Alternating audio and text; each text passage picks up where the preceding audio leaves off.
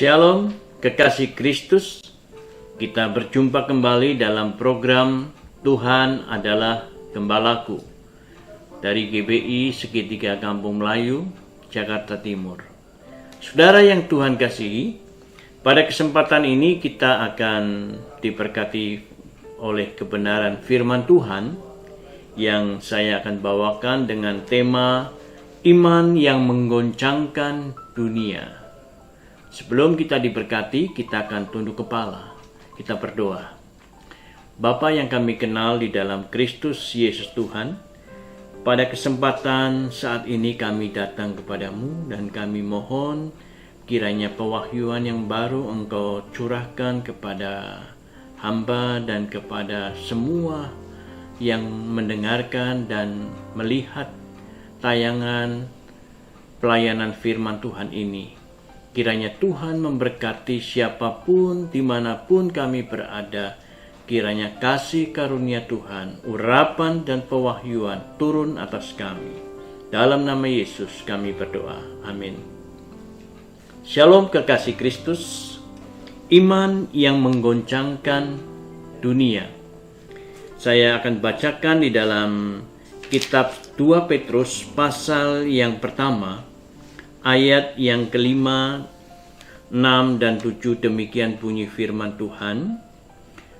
Justru karena itu, kamu harus dengan sungguh-sungguh berusaha untuk menambahkan kepada imanmu kebajikan, dan kepada kebajikan pengetahuan, dan kepada pengetahuan penguasaan diri, kepada penguasaan diri ketekunan, dan kepada ketekunan kesalehan, dan kepada kesalehan kasih akan saudara-saudara, dan kepada kasih akan saudara-saudara kasih akan semua orang.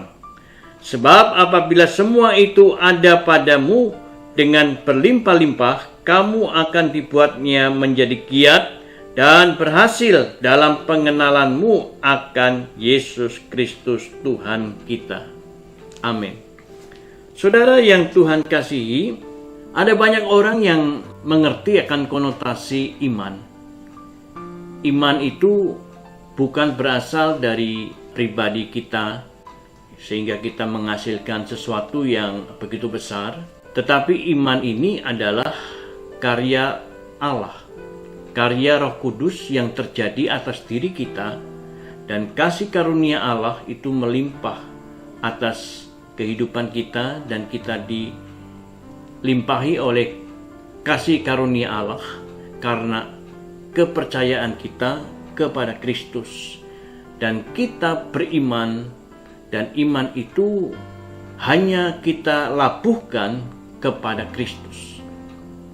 Saudara yang Tuhan kasihi, kalau kita berbicara mengenai iman, iman itu hampir semua orang tidak akan melihat orang itu beriman atau tidak. Karena iman ini tertutup, saudara. Tidak terlihat. Kalau saya boleh bayangkan, iman ini seperti akar pohon.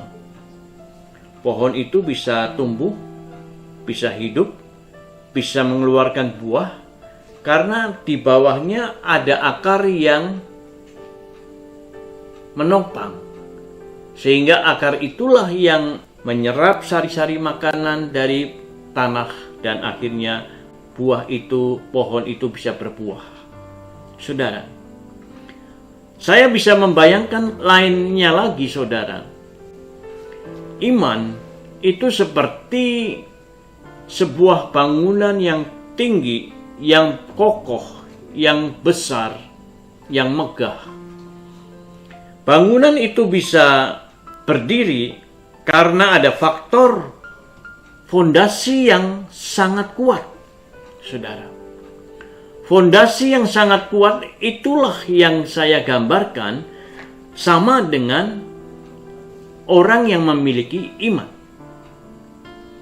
Sehingga bangunan itu bisa berdiri, dia akan kuat diterpa angin, diterpa hujan, bahkan panas terik matahari, dia tetap akan kuat berdiri. Bahkan orang yang ada tinggal di dalamnya merasa tenang, merasa nyaman, tidak merasa takut. Kenapa? Karena bangunan itu memiliki fondasi ke dalam tanah yang tidak terlihat, cukup settle, cukup kuat, saudara. Sehingga bangunan itu berdiri megah, kokoh, dan kuat. Dan setiap orang yang tinggal atau berteduh di dalamnya merasa tenang dan nyaman. Itulah arti daripada konotasi daripada kebenaran akan iman. Secara sederhana saya menyampaikannya. Saudara yang Tuhan kasihi, iman adalah fondasi yang paling dasar. Jadi pada waktu kita hidup dan kita berada di dalam segala sesuatu kondisi apapun, kita ini harus memiliki fondasi yang kuat, iman yang kuat. Iman kepada siapa? Iman kepada Kristus, kepada Allah, sehingga kita bisa menghadapi segala situasi dan kondisi apapun di luar sana yang seperti pancaroba macamnya itu, yang menakutkan, yang menggoncangkan segala keadaan. Tetapi kalau engkau memiliki iman yang kuat di dalam Tuhan, engkau akan tenang, engkau akan bersama Kristus, dan engkau akan menghadapi segala sesuatunya dengan kebenaran, dengan kebaikan, dengan penguasaan diri yang kuat karena Allah di dalam kita. Saudara yang Tuhan kasihi, kalau kita berbicara mengenai iman, hampir akal kita ini tidak bisa menerimanya, saudara. Tidak bisa menampungnya. Kenapa? Karena kalau kita berbicara mengenai iman, itu berbicara mengenai yang tidak kelihatan. Ya, saudara, tidak kelihatan. Tetapi dampaknya, manifestasi yang ada di dalam kehidupan kita itu nyata dan real, saudara. Nyata dan real, jelas akan kelihatan, akan nampak. Seperti saja hembusan angin yang tidak kelihatan.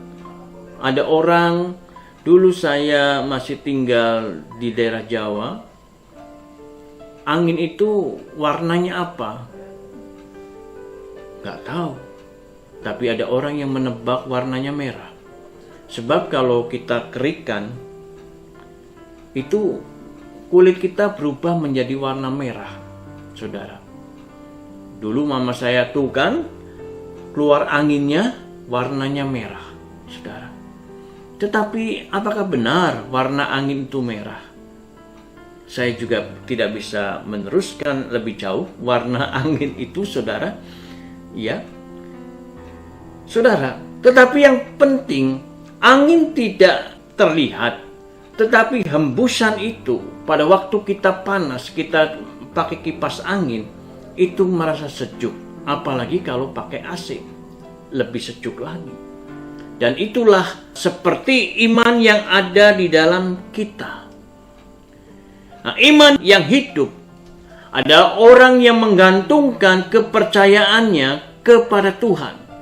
Tetapi kenyataannya, kebanyakannya orang hanya berharap kepada Tuhan untuk mendapatkan sesuatu feedback, keuntungan pribadi. Ya, keuntungan pribadi. Tidak beriman sungguh-sungguh kepada Tuhan, saudara.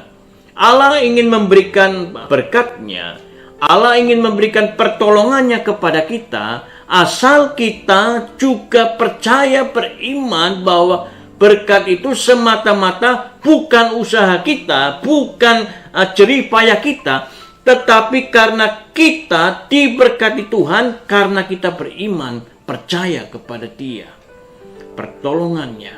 Nah, kita akan kecewa kalau saja kita hanya berharap kepada Tuhan, tetapi hanya berharap keuntungan. ya saudara, berharap keuntungan yang berlimpah-limpah dan sebagainya.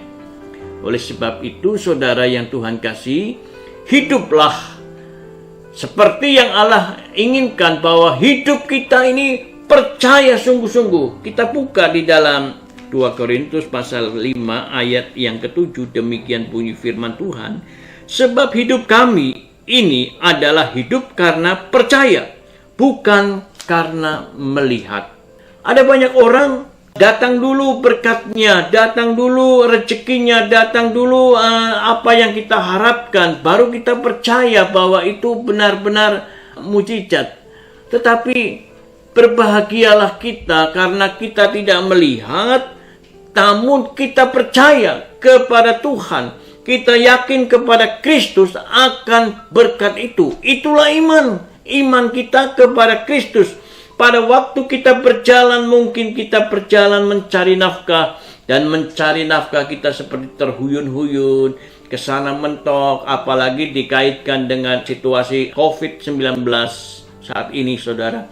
Kita akan mencari sesuatu, kita tidak mendapatkan apa yang kita inginkan, saudara. Kita menjadi stres, depresi, bahkan kita menjadi putus asa. Karena kita hanya berharap kepada Tuhan. Tuhan, aku mau hari ini berkat-Mu melimpah-limpah. Saudara, tetapi sebenarnya hanya itu simbol yang kita inginkan, harapkan bahwa hanya berkat saja. Seperti seandainya kita memberikan sesuatu benda atau gift ataupun hadiah kepada orang lain.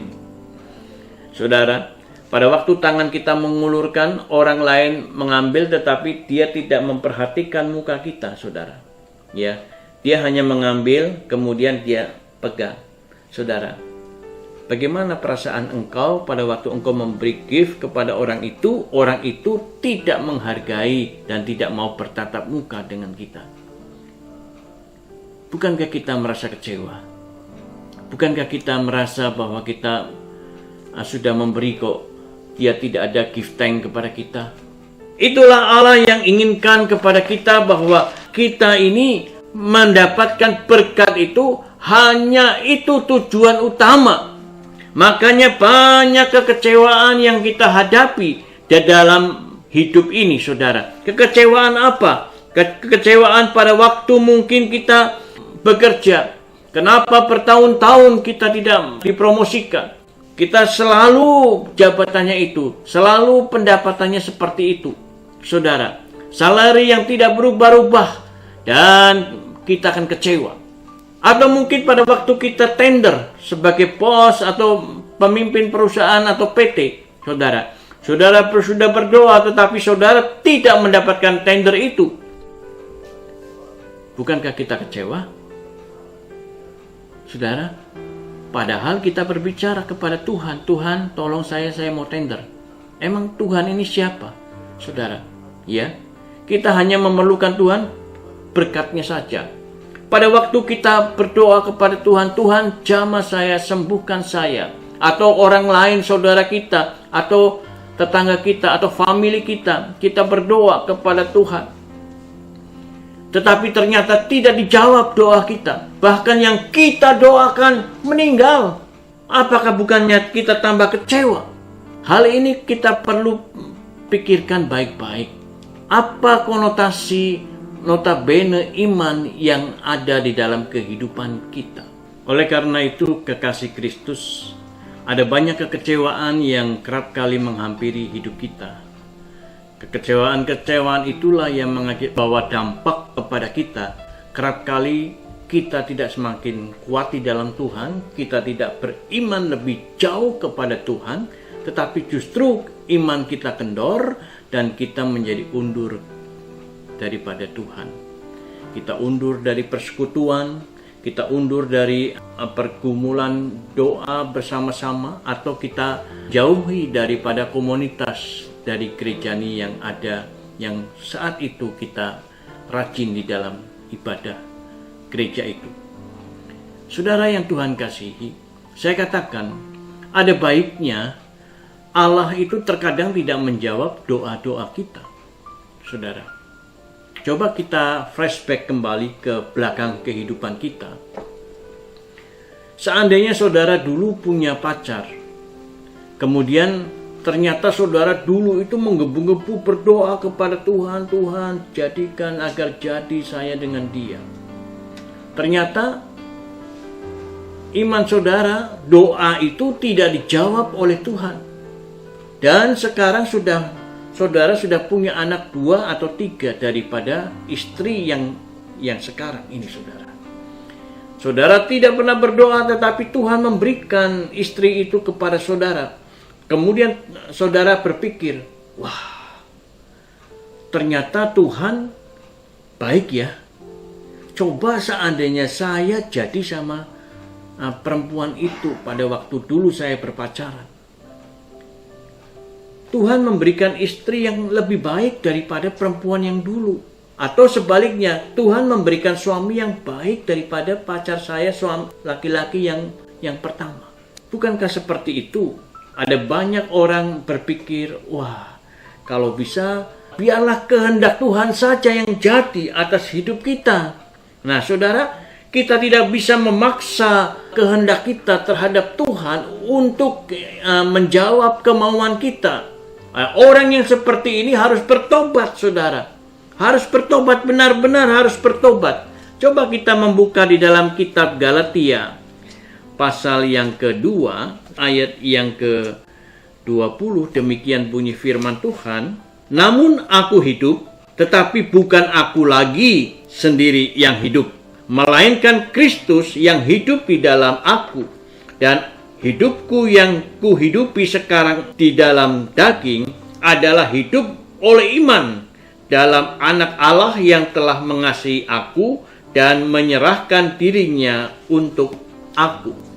Saudara yang Tuhan kasih, jadi bukan aku lagi yang hidup, tetapi biarlah iman ini yang menghidupi di dalam kehidupan kepada Kristus. Kita harus mengenal Kristus lebih baik, lebih dahsyat lagi. Mengenal Allah lebih dahsyat lagi.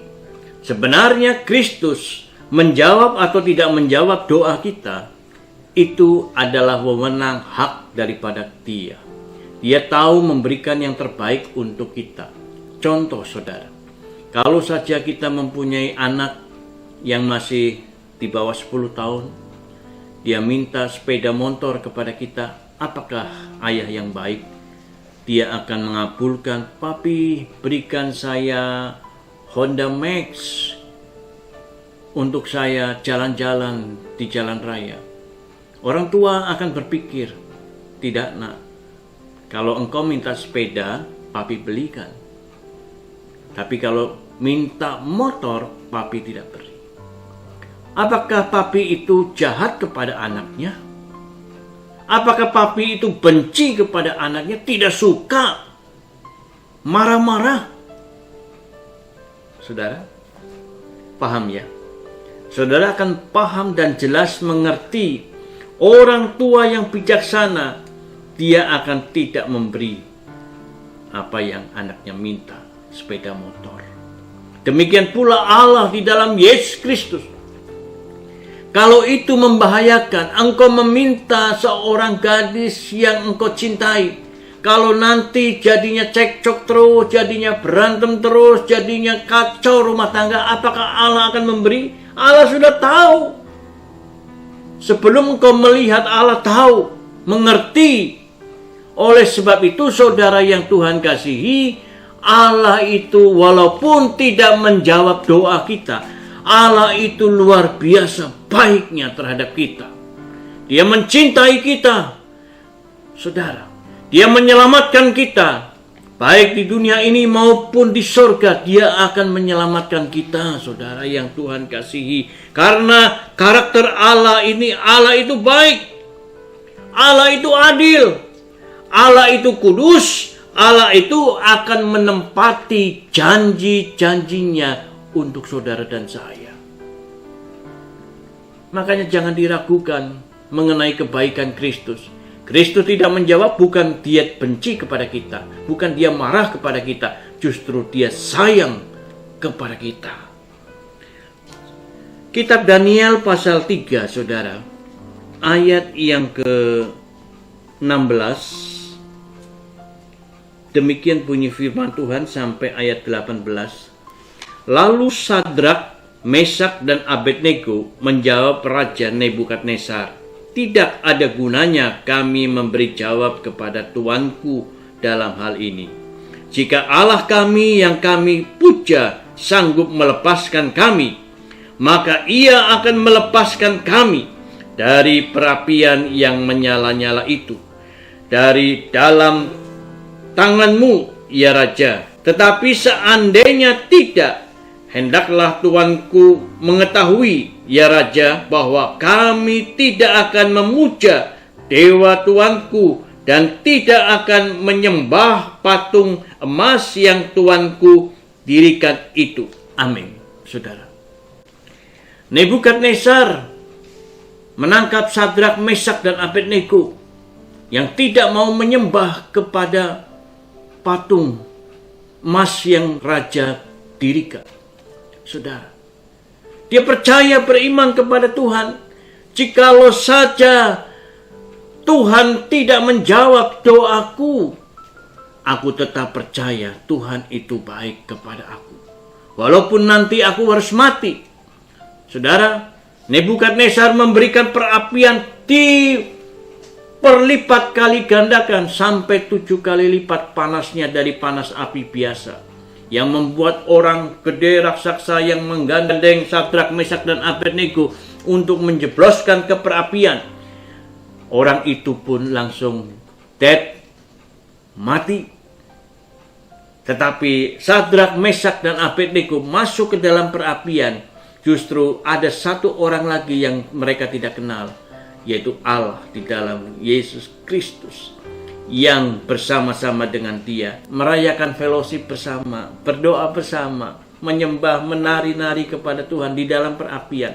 Dan yang paling dahsyat, yang paling ajaib lagi, tidak satu pun kulit atau daging atau rambut yang hangus terbakar, ataupun bau aroma seperti kita membakar sate, daging, dan sebagainya, BBQ dan sebagainya, tetapi tidak terhembus aroma itu, karena mereka beriman, percaya kepada Kristus. Seandainya Tuhanku yang aku sembah tidak menolong aku tetap percaya kepada Dia. Saudara yang Tuhan kasih, dahsyat bukan? Sadrak, Mesak, dan Abednego tetap percaya kepada imannya kepada Tuhan Yesus Kristus. Dia percaya walaupun dihadapkan pada beban berat, dia harus mati, tetapi dia percaya bahwa perintah-perintah Tuhan itu tidak berat. Perintah-perintahnya itu membuat kita percaya dan yakin, beriman kepada Dia. Karena perintah-perintahnya itu menyenangkan. Setiap orang yang percaya kepada Kristus, dia akan percaya bahwa dia layak untuk kita beriman kepada Dia. Karena Tuhan itu tidak pernah berbohong. Dia akan menempati janji-janjinya, seperti yang saya katakan di awal tadi. Saudara yang Tuhan kasihi, kalau kita percaya kepada Allah, kita beriman kepada Allah, Allah itu akan memelihara hidup kita, akan memagari hidup kita. Terkadang pertolongan Tuhan tidak hanya kelihatan di mata kita saja, saudara. Terkadang kita pertolongan Tuhan seolah-olah datang dan kita tidak mengerti apa yang Tuhan rencanakan.